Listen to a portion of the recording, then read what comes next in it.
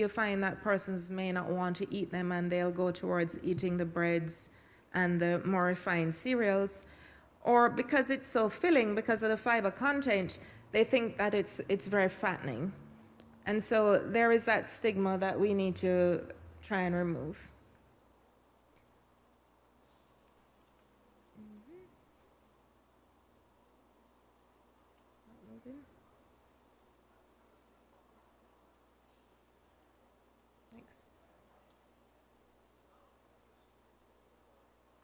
Waiting for my next slide.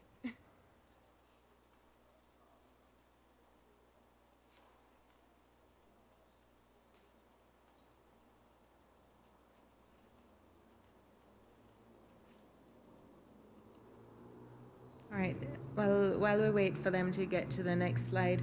So looking at the plant-based diet, we would want to try and encourage just having more fruits and vegetables.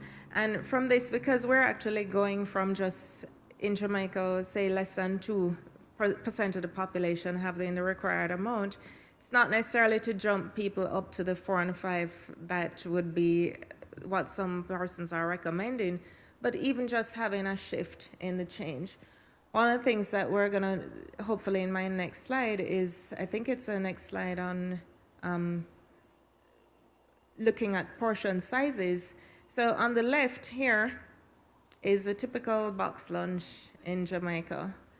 And the amount of portions of carbs in this and starchy roots and starchy tubers would probably be what an average a man, somebody who might have 2,500 calories for the day, that's their daily requirement. Some of these box lunches, when we've actually worked out the calorie content, it might be about 1,500 calories or 1,800 calories from just one meal. All right? Some persons eat like this for 3 or 4 times for the day. And we're not talking about the Usain Bolts who can run it off.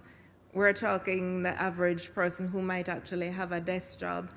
So it's not that the food in here is unhealthy, because yes, even the ackee is a healthy fat. It has a moderate amount of meat, and it has a healthy carbs, but perhaps changing the portion sizes and maybe including some fruit somewhere along the line, just promoting healthier local options, but maybe just in reduced portions. We're looking at sugars. Now, the goal is to reducing sugar intake, because we've heard that sugar is very detrimental. The WHO has put a recommendation on how much sugar we should try and stick to. Now, sugar is not necessarily an essential nutrient. It's not something that we need, because we get it naturally. And added sugar, let me just be clear, added sugar is not something we need because we get natural sugars from fruits and vegetables. Now, this is just a sampling of some of the beverages that we have here locally in Jamaica and looking at the sugar intake. WHO recommends anywhere from 6 teaspoons of sugar per day for children to a maximum of 12 teaspoons per day for adults. This is just per serving. So per serving for some drinks might be in a 20-ounce bottle of soda that might have 2 servings. So this is a per serving or container. And you can see that the average drink out there far exceeds even the daily requirement of sugar or daily recommendation of sugar. Flavored water. It's not water, it does have sugar in there. Sports drinks, juice from concentrates, milk, flavored milks, powdered milk drinks, cola type sodas, and fruit flavored sodas. Other foods also have added sugar, so it's not just the beverages. So this is the same 6 teaspoon daily limit, which would be for children, and this is just average serving. So a slice of bread, whole wheat bread, tablespoon of ketchup, and as you move along, some of the cookies that are there, we have fruit snacks, so like gummy bear type fruit snacks, caramel popcorn. Yogurt, yes, yogurt is healthy, but not if it's a fruit-flavored yogurt that might have syrup-based fruit in it. Sodium is also a concern in some foods, so just looking at the sodium content in various foods can actually vary quite a bit. So rice, split peas, pepper sauce, bread, canned mackerel, even whole wheat bread. So yes, even though whole wheat bread is healthier, because of the type of foods the flour that they have to put in, to make it more flavorful, they might have to add more preservative. And then our good old corned beef, which is our favorite, is even much higher. For legislation, so yes, what it is that we have to try and work with the food industry, because while they are also trying to respond to some of the messages that are being sent, somewhere along the line it can get mixed up, because they also have to be concerned about how to produce, how to make the food, and also how to increase palatability.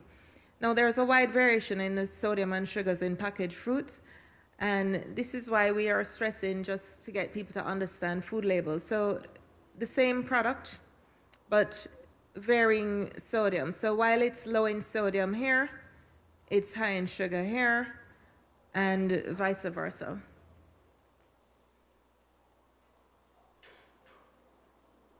Now, sorry, and I just wanted to say that even in terms of in the Caribbean and a lot of developing countries, you find that even within the same type of food, so the same brand, same exact type of food, the sodium content or the sugar content that we might have in our foods here is actually much higher than what might be in the same exact food in another country, say England or Canada. And so a lot of it is because of our weak regulations in terms of how much should be allowed in some of our foods. So a multi-level approach is required, because yes, as we don't eat calories and we don't eat grams of sugar, and food is not just about looking at one food or the other, because yes, food is meant to be enjoyed. We tend to just eat maybe too much of it, and as nutritionists we tend to push for moderation, because yes, scientists will come and 1 minute it's A, and then in the next minute is B, and so you really want to push for moderation. But generally we want to promote at least water, definitely fruits and vegetables, with restrictions on sugar sweetened beverages, and especially to children, just because their requirements are much lower. Encourage reformulation of foods, not just within a home, but within industry, and focus on sugar and yes, sodium, because some of the sodium that is in some foods, just one serving is very high. Looking at portion sizes, especially for those healthy foods, try and create new alternatives. So the fact that we live in such a community that has a very diverse cultural background, then it's actually a very unique opportunity for us to pick on those aspects of other cultures, like the Mediterranean diet, and encourage those preferences. There should be ongoing consideration for lower targets of population salt and sugar intakes. Yes, the regulations to get down to 1.2 grams or even a teaspoon of salt for the day is actually quite difficult. But in many instances, some persons are actually having well in excess of that amount. Dietary guidelines are somewhat updated, and yes, physical activity is a must no matter what. So just to address that, we do have gaps in the literature, and there are obvious challenges. So dietary intake is very difficult to assess, just from a behavioral standpoint. The food market is changing so much that instruments that were useful 10 years ago are no longer useful now. And just the whole food and how people eat comes with a lot of errors. There are limited dietary intake studies in some groups, so we don't really have a lot of information on primary school age children. Regional dietary guidelines are somewhat vague, and it leaves very open to interpretation. So what do I consider eating more vegetables if I didn't really have any before? And they're not really widely utilized. But there's an imperative need for identifying and testing intervention strategies, because there's nothing that we can really rubber stamp for our population. So there's strong justification for health inclusive nutrition programs to reduce dietary risk factors. Definitely a need to drive awareness, both at the individual, national, community, and even health professionals, and definitely in industry. Protection of children is a must, especially with regulating or marketing and sales of unhealthy foods and beverages, especially in a school arena. While we want to tell people what not to eat, we really have to build capacity in a way, and especially working with local producers, farmers, because we need to be able to create and provide for healthy options and affordable alternatives, just to make sure that the most vulnerable groups can actually be covered in all of this. And yes, obviously we need some kind of legislations put in place to regulate food content. Some persons we've suggested looking at sugar taxes for sugar sweetened beverages, so that the more sugar that you might have in a product, then maybe make it more expensive, so it's prohibitive. And also just ensuring that our import policies can help to protect us in a manner that when foods are being imported, that we're getting the right ones. All right, so hopefully that's it. And yes, I know that Debbie will make sure that we're drinking water after all of this. All right, thank you.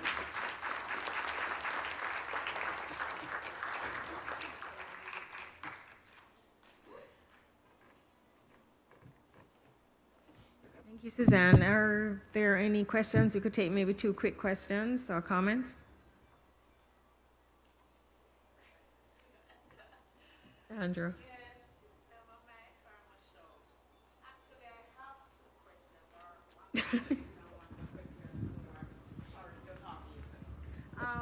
So everybody knows fruits are good for us, and so, but they're in this new thing now, fermentation and the low FODMAP diet and all of that. Can you just say, and the low fructose diet? I think it has a name, FODMAP or something.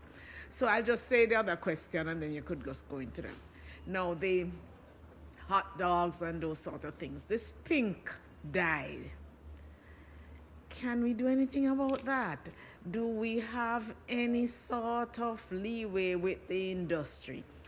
Because we know it's not good for them. It's already preserved and then it's colored so intensely. Why is it necessary? How do we influence the industry to reduce that, so that we perhaps can convince the market that it doesn't have to be this lurid pink? Okay. Well, I'll answer your first question about fructose. So while we encourage fruits, the problem is that most persons are having fruits as juices. And so and we're using concentrate, juice concentrates. Not concentrate, the fruit itself can cause, there is this thought that it leads to fermentation, so then you get bloating and so forth. So some people have problems processing fruit. Right. So the bloating, from what I know of that diet, are the persons who might have 4 and 5 servings of fruit in one sitting. And fiber generally will produce those effects if you have too much fiber at one time, because it does cause that bloating. And so in the same sense that persons, when they're going on a diet, one of the tendencies is to eat 4 or 5 servings in one sitting. And if the fruit is very high in fiber, it can cause that kind of effect. And so that's why we tend to say either spread it out throughout the day or moderate how much you have at in any one sitting. In regard to the dye, the problem that the food industry faces is that it's driven by consumer preference. So it is actually us who wants the sausage to look a certain way, taste a certain way, because perhaps if they made it without those things, you wouldn't necessarily eat it. So in the same way that fruits and vegetables, they put waxes on them so they look shiny and unblemished, perhaps if they put it out without that wax and you see that it's maybe scuffed, the cabbage does not look as white and clear, but it might actually have a bruise, you might not have it. Now, that's where we speak about processed foods. So the heavily processed meats. So if you think of meat in its raw state, to go from a raw slab of beef to what you might see as corned beef, canned corned beef, everything about the texture of it is changed. And for them to be able to move that meat from raw state to a canned state, it would have had to undergo a lot of processing, has a lot of sodium, has a lot of coloring. But unfortunately, it is a consumer who pushes a lot of that preference. Now there's a change for persons who are going more what we call the health type foods. So if you look at a lot of the health foods now, they're not as shiny, they're not as pretty, they're not as colorful. So hopefully we can switch towards not having that expectation for the food to go. Food industry might tell you that they cannot remove those things, but that's where our food technologists need to come in to ensure that we provide a better alternative. Thank you, Suzanne. Okay, folks, our last speaker for the evening is Mr. Alfred Frano Francis. We're not going to call him anything but Frano. And Frano is well known to the Heart Foundation of Jamaica and to many of you as well. There's a lot to say about Frano, but I think that what he would like me to say first is that he's a man of the purple cloth, as he put it, and attended Kingston College. He attended Kingston College and was a member of the school's track and field team, where he participated in champs and pen relays, and from then his passion for long-distance running was ignited. Shortly after leaving school, he joined Air Jamaica, where he remained for a long time, but during this whole time, his love for long-distance running never diminished. And while running at Mona Dam, he met other members of the, at the time, newly formed Jam Dammers Running Club of Kingston. And they're now celebrating, 23 years now, Frano? And their signature event, the Reggae Marathon, celebrates 18 years this year. The event has now become an integral addition to the international marathon calendar and has been included more than 5 times, maybe more now, in the world's top 10 marathon events. Congratulations. Frano has been race director of this event for the last 17 years. He's been a member of the JAAAs for about 15 years and was an integral part of the development of junior athletes and led the team in developing talents such as some people you may know, like Usain Bolt, Shelly Ann Fraser, and others. In 2009, he formed Running Events Limited to further cement his passion for developing road running events. And in 2014, he was awarded the Order of Distinction in the rank of Officer for contribution to sports, especially track and field. He's a family man, and he and his spouse, Dan, have 4 children. He continues to run, and he enjoys long-distance running. And he says he's grateful for a second chance after overcoming Guillain-Barré syndrome in 2013, which some of us may know left him totally paralyzed at the time. So we're going to ask Frano to come up and speak to us on a topic that he knows well, which is practical tips for incorporating physical activity into a healthy lifestyle.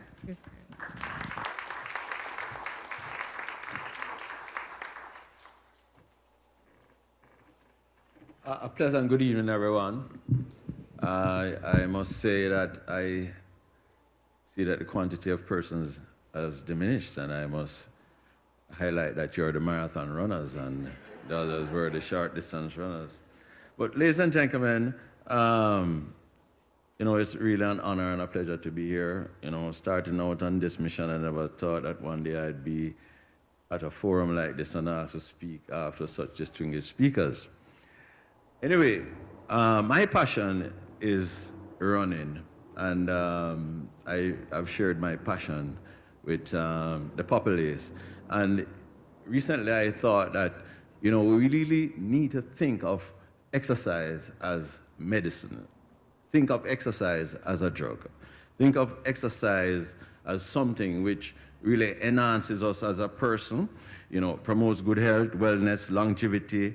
And at a forum recently where we were celebrating our first corporate challenge, Jamaica Moves, and the minister had asked for suggestions, and I suggested that I think doctors should write exercise as a prescription, right? And we must think of it that way, because what it does for you, your lifestyle, and it works for everyone. And exercise is free. It's a drug that is free. So I would recommend that we put it on top of the heap, and we recommend it constantly. And I just want to reemphasize it, because sometimes when persons even get ill, I think that persons at that time think that they shouldn't exercise, which I think the converse should be the reality, that you exercise. I can remember, as you spoke about, when I had Jean Barret, I had Dr. Tanya Clark, who would come to me every day and she said, Frano, we're going to walk. And I would say, no, Tanya, I can't walk. You understand?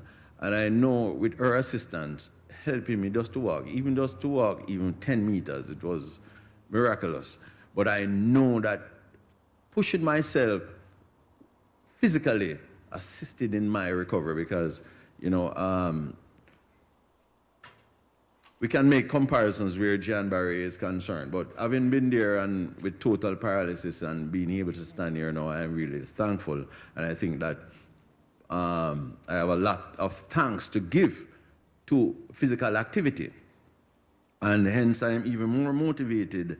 And, I think that we have created something in Jamaica which is even larger than all of us. And I see that Jamaicans have really taken on to physical activity programs. Our case, it's running, and we created running events under the urging of some persons who asked that we create a calendar of having a run every month so that they could have a focus. Because sometimes persons buy machines and the machines become furniture, right? But when you have groupings and you have a focus, it motivates. And we have seen that years ago when we started like Sigma, in 1999, we could not find ladies over 20 running. Now we have 16% of our runners are 19 years and under. 50% are 20 to 39, and 24% are 40 to 59, 4% 60 years and over, and 7% are no age. Those are the ones who are challenged to give their age, and so when they're registering, they don't register their age. So that's 7%.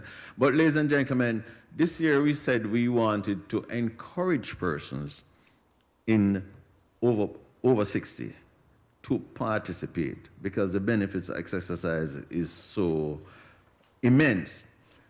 A lot of us like to make excuses about our inability to exercise. We cannot find time to exercise. And I would just like to tell you that if you can even do something slightly intense for 1 minute, the benefit is immense, right? And I have been researching on intensity. And if you could even do a 10-minute program where you even just do 1 minute intense, 2 minute relaxed, 1 minute intense, 2 minute relaxed, 3 minute relaxed, you will be surprised at how you increase your fitness. And I don't have to speak to this group about the reversal of type 2 diabetes and non-communicable disease, because I think you're the converted, and that's why you're here today, about how exercise can assist where that is concerned. And even for challenges like when depression and so on, and I must compare that there is a drug, I'm not a doctor by any means, but Zoloft is a drug that is recommended. And exercise can give you the same effect. So the fact is that we can utilize exercise for medicinal reasons. And then I would love any doctor who has to recommend those drugs to just think and make it be a reflex that you recommend exercise instead of drugs. One of the things about starting off, exercising is to go to the heart foundation and get a check. Know your numbers, and you could even do the stress test there and know your numbers before you go out to start your exercise program. But one of the things that you need to keep in mind that going to your general practitioner, many are not specialists in that area. Therefore, to seek help to develop a physical activity program, you may need to go to a physical therapist or a certified physiologist, or even a personal trainer. Or you can even come to someone simple like me who could, who have a little experience, who could, show you the basics of getting there. Now, a lot of persons get into exercise, one, for weight loss. And I always say that weight loss is 80% in the kitchen and 20% exercise, right? And for persons to lose weight through exercise, that you could walk for 2 hours. But if you give up a soft drink, I think you would lose the same amount of calories, right? So you can think of it in that light. But the physical activity does build your mood, it makes you more productive, and it also resists ailments that may challenge you. I mean, it enhances your longevity, it enhances your quality of your life, because I know a gentleman who is 90 years old who still runs over 5Ks, Brother Roy Thomas. I like to give a life example like him, because he has been running all his years, and you could make a comparative analysis to somebody who is of similar age, who is not as agile as that individual, and it's through physical activity and keep moving. And I like to use the word move now, because I think that one of the wonderful programs we have developed in Jamaica is our old Jamaica Move program, trying to get the nation moving. And not only just running, but all forms of physical activities. And, I wear a Fitbit. And the reason why I wear a Fitbit is because I try to set goals for myself every day that I should do at least 12,500 steps. But 7,000 steps is good. In the mornings, if I run 4 miles, I'll easily achieve 7,000. But I think that we should set ourselves goals that not even we have to get up and put on our running clothes and go out and run, but even to climb the stairs, even just to walk to the bank instead of driving, or whatever movement you can do, it still enhances your physical capacity. I know that exercise helps to flush. Speaking of Alzheimer's, I was reading about how exercise and the blood flow helps to flush certain toxic waste from your brain, and which over time we have found that Alzheimer's is a challenge, and even becoming more challenging. And I think it's because we are aware of it. You know what I mean? When I go to my doctor, and I do my prostate examination every year, ladies and gentlemen. And I encourage men to do that also. But I think that physical activity also enhances that. My doctor does encourage me, and she says, keep up doing what you're doing where your physical activity program is concerned, because I think that it radiates in your state of health. So, ladies and gentlemen, I think that weight loss is the reasons why 60% of our runners are women and 40% are men. I think that ladies are much more, what should I say, going about how their shape. We've been speaking about obesity, and I know it's a serious problem, and Debbie has highlighted it constantly, and she says if you do not take time out for wellness, you will have to take time out for sickness. Therefore, I must thank the Art Foundation for the encouragement and the partnership that they have given over the years where the whole physical activity program is concerned and running events. I've seen a lot about diet here today, and I am encouraged and I've learned a lot, and I must thank you, Mr. Speaker, for all the reversals that you have highlighted. But ladies and gentlemen, we must also try to involve in our physical activity program strength training, because constant movement will burn a lot of calories, but strength training will build muscle and also keep your metabolism burning fat for a longer period. And it offsets age-related muscle loss, because as we get older, I know from myself that I have lost a lot of muscle, especially after I was sick, I lost a lot of muscle. So I try to do simple exercises using my own body weight. You don't have to go to the gym.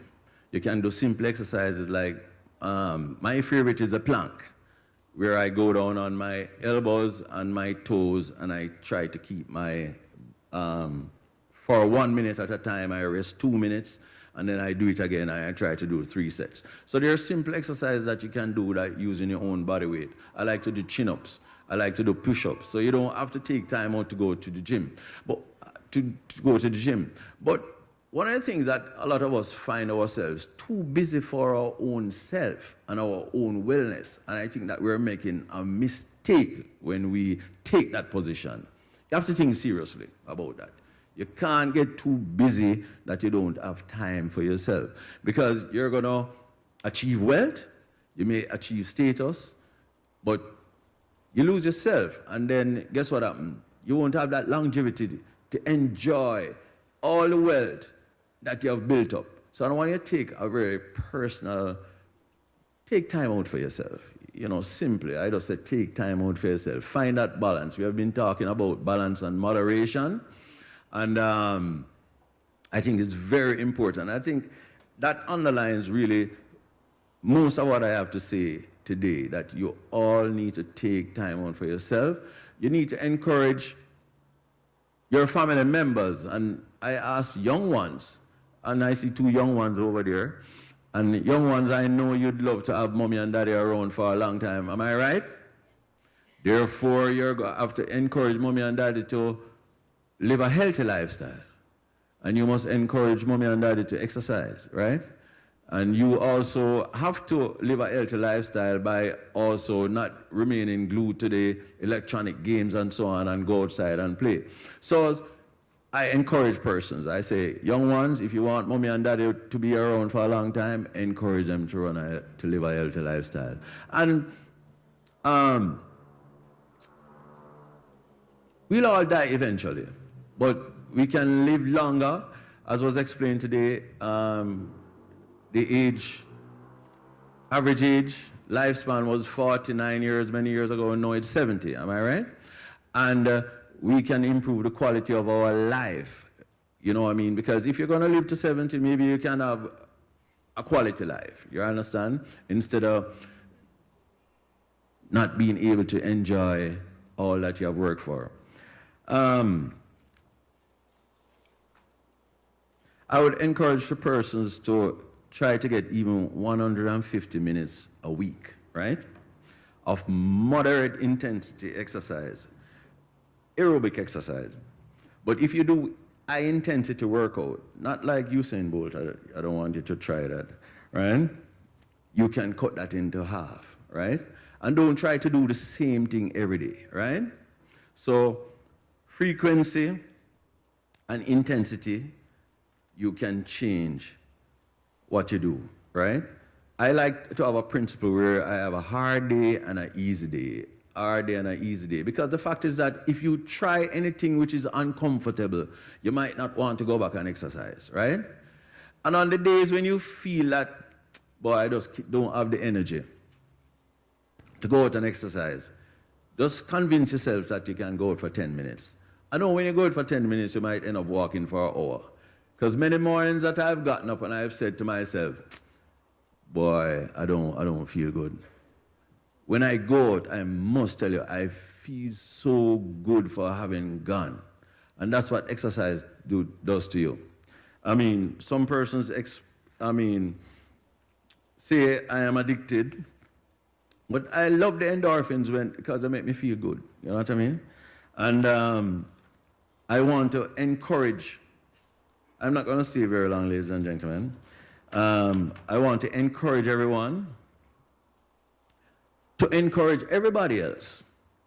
And you become ambassadors for a healthy lifestyle. Because the what should I say? The value of maintaining a healthy lifestyle is invaluable. Right? Life is invaluable, ladies and gentlemen. And regardless of all the wealth that we achieve, all the material attainment in life, I tell you that it's insignificant because I know the cost of being sick. I know that. I know it very well. And I had to say to my doctor, tell me something, if somebody doesn't have any money, that means they could die? And she said, that's a reality. So if we can have less hospitals, doctors don't want to hear this, but you alluded to it earlier. The fact is that if we can have less doctors, we can have less hospitals, there will be less stress on the social fabric, we can have money to do other things, right? So if we can reduce the levels of non-communicable challenges, which I think occupies at least 67% of our beds in our hospitals, by just eating correctly and exercise, we'll be doing ourselves and our country a great favor. I think I should end here. Thank you very much, ladies and gentlemen.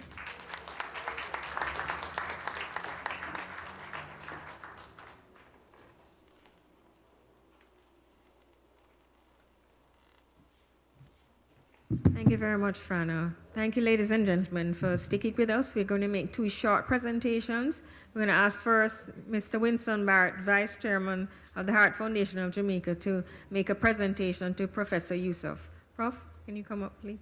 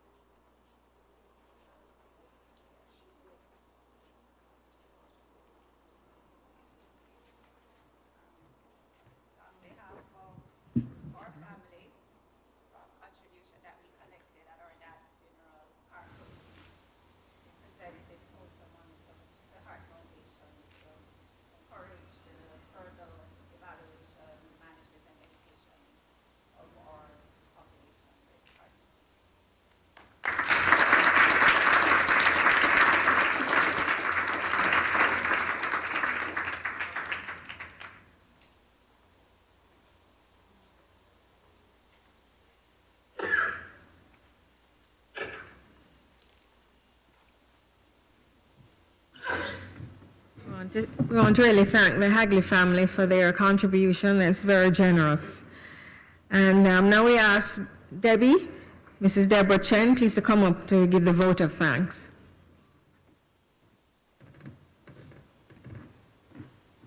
Thanks, Andreen. Well, could we give our speakers a really big round of applause? I think it was so interesting, Professor Forrester, Professor Yusuf, Dr. Soares, Wynter, Frano. I mean, everything was so interesting and in all different ways, and I think it all came together in the end as we work to promote heart health in Jamaica. Of course, we're glad for the relationship, the continued relationship with the Association of Consultant Physicians. And special thanks to the chair of the Heart Foundation, Dr. Chung. She's been working really hard all night. And as you know, the Heart Foundation of Jamaica relies on help and sponsorship to hold events like this. So we would like to thank our major sponsors, Roche, which is Lasco, Boehringer Ingelheim, Kirker, and Fidelity Motors. And we do have some supporters, our booth holders, Medical Products Limited, the Global Health Advocacy Project, Alpha Med Global Limited, Partners Interventional Center of Jamaica.